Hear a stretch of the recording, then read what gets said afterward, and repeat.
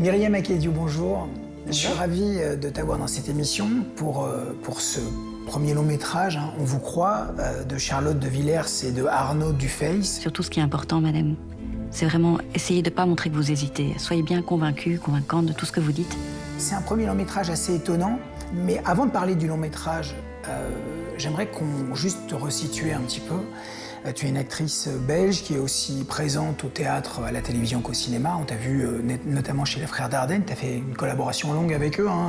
Tu es dans pas mal de séries, Pandore, Les Invisibles. En fait, moi, je te connaissais sans te connaître. Je te découvre dans ce film assez puissant. C'est l'histoire d'une mère qui tente de défendre ses 2 enfants dans une procédure de divorce assez importante. C'est madame la juge qui peut prendre des mesures concernant les enfants. Mais quoi, elle peut me les enlever? Je vais commencer par un résumé succinct de ce qu'ennuient les enfants. Lorsque je demande à Étienne s'il peut décrire ces images, il reste très évasif. Madame Piron alimente chez les enfants cette volonté de rompre complètement la relation avec leur papa. Moi, je comprends pas. Et je suis très inquiet pour les enfants. Je comprends pas ce qu'on me reproche, en fait. On est vraiment dans le huis clos judiciaire et tu portes le film du début à la fin. Quand tu reçois le traitement, est-ce que tu sais ce que tu vas devoir y amener?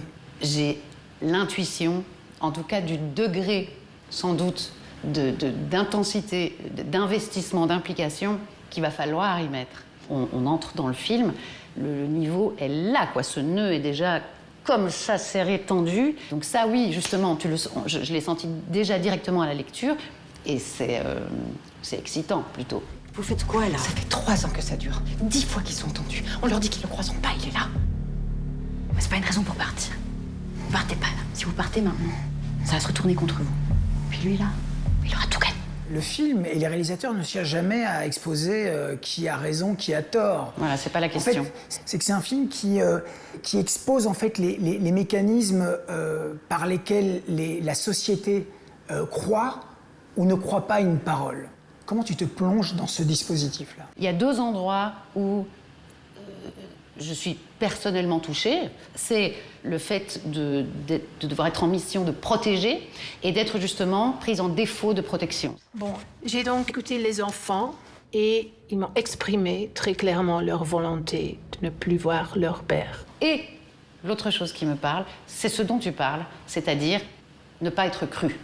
Étienne exprime aussi clairement son souhait de ne plus voir son père. Il dit qu'il ne lui manque pas et qu'il souhaite oublier certaines images qu'il dit avoir dans sa tête. Alors, je vous le dis tout de suite, le problème que moi je rencontre, c'est que lorsque je demande à Étienne s'il peut décrire ces images, il reste très évasif. Ta prestation est au centre de tout, à mon avis. Et j'aimerais savoir comment tu as été accompagnée par la photo, par le cadre, par les metteurs en scène. Moi, c'est une quête personnelle de mon côté.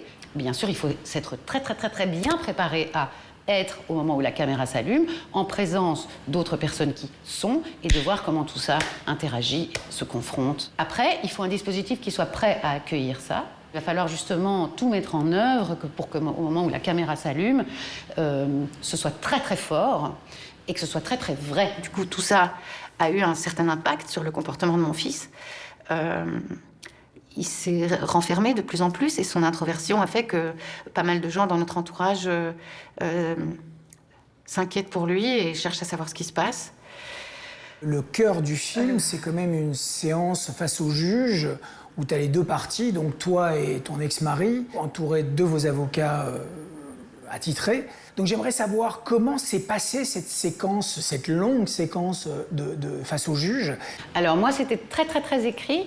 Pour Laurent aussi, on était au mot près, hein, donc on a appris notre texte et on a restitué notre texte. La juge aussi, incarnée par Nathalie Broads, avait un texte tout à fait précis qu'elle a restitué tel quel. Madame la juge, n'est-on pas un peu hors propos, Maître là? Roland, si cela ne vous dérange pas, laissez madame s'exprimer comme nous venons de le faire pour chacun. Les 3 avocats, avocat du père, avocat de la mère, avocat des enfants, Poursuivez. sont des vrais avocats qui travaillent dans cette branche-là. Alors, ils ont été briefés, préparés par Arnaud et Charlotte. Il y a eu des répétitions avant ou pas? Alors, non. Je voudrais insister sur le fait qu'on demande aux enfants de s'exprimer. Mais nous, en tant qu'adultes, quand ils le font, c'est vraiment important qu'on les écoute et qu'on les respecte.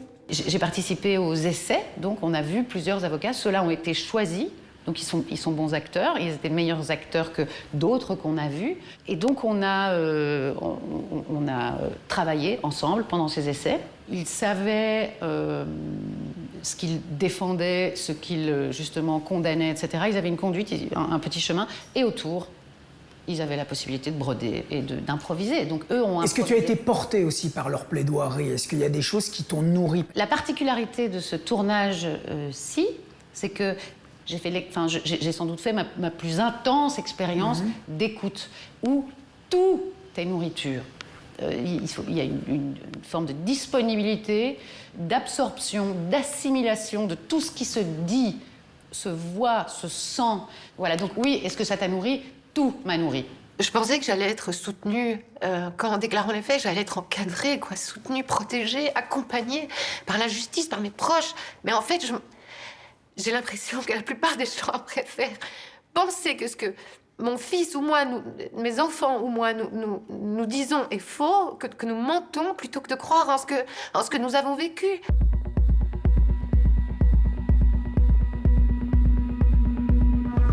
Je te remercie beaucoup, Merde. Bonne merde pour le film, vraiment, le meilleur. On prend. Merci beaucoup. Merci à toi. Si vous ne savez pas qui inviter pour les fêtes cette année, voici quelques suggestions. Un petit pingouin, un jeune ingénieur du son, un agent secret, un humanoïde ou encore une passeuse d'âme. Welcome to Buenos Aires. Anything to declare? No. Stop, sir. What is in your bag? Show me now. Where is he from? Is he your pet? I rescued him from an oil slick, and now he thinks he's my friend, but he's not my friend. Why did you save his life? I was trying to impress a woman I wanted to sleep with. Tiré d'une histoire vraie, ces leçons de vie issues du monde animal sont données par Peter Cattaneo, le réalisateur du cultissime Full Monty. Elles suivent patte à patte les tribulations d'un petit pingouin échoué sur une plage dans l'Argentine des années 70. Je moet er zo trots zijn als ze wist dat je voor de radio werkt. Ik zie in die snor uit Duitsland binnenkort nog in Brussel staan. Ze naderen, wat zeg ik? Ze zijn er al. Krioelt van de fascist. Wij radiomakers moeten blijven geloven dat met behulp van onze moderne technologie het goede zal zegevieren. Récompensé à Cannes pour Manneken Pis, le réalisateur Frank Van Passel se penche sur un autre monument de la culture belge, le paquebot Flaget, une love story sur fond de guerre mondiale dans la mythique usine à son de l'INR qui réunit Harry Wartelter et les grands noms du cinéma flamand. Dites-moi ce que vous avez fait hier soir. Je suis tombée en scooter. Ça va? Je pense qu'il faut aller aux urgences, là. Ah non, merci. Vous avez ce qu'il faut? De quoi faire des strips? J'ai des vêtements que je peux enlever, si c'est vraiment nécessaire. Et quand tu loupes ta garde, toi? C'est un bon souvenir, apparemment. Le bus devant vous a freiné d'un coup. C'est un accident grave. Moi, ce qui m'intéresse, c'est de comprendre l'enchaînement des faits. Pourquoi vous dites grave? César du meilleur court-métrage avec les Bigorneaux, la réalisatrice Alice Vial confirme son talent de cinéaste. Elle signe ici une histoire d'amour insolite qui balance Jonathan Cohen et la québécoise Magali Lepine-Blondeau entre rêve et réalité. Você acha que você devia estar aqui mesmo? Pra poder levar meu filho. Olha, é uma sacanagem, grau.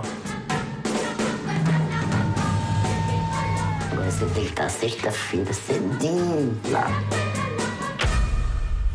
Que ele é Armando? Não. O nome dele é Marcelo. Armando? Armando? Doublement salué à Cannes par les prix de la mise en scène et d'interprétation masculine, ce thriller politique met en scène la reconversion de Marcelo, un quarantenaire au passé trouble traqué par des tueurs à gages.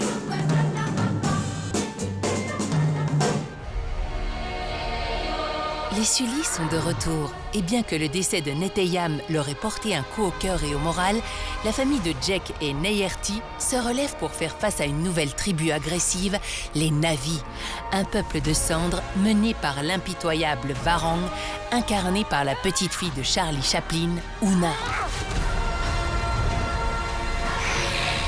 You're a goddess.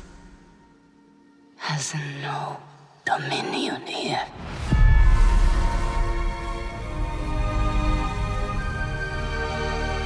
À la semaine prochaine.